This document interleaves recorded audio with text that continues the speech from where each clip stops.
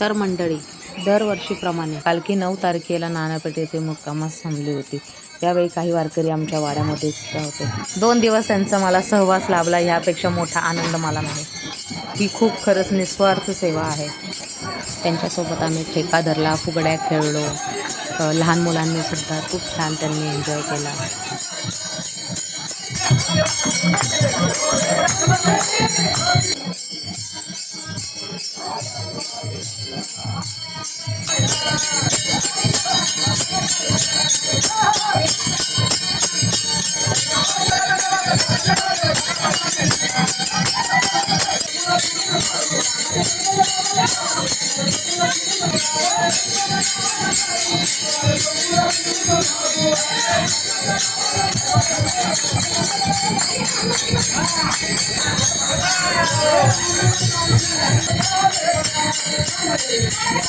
तर मंडळी, कसा वाटला तुम्हाला हा माझा पालखी स्पेशल व्लॉग?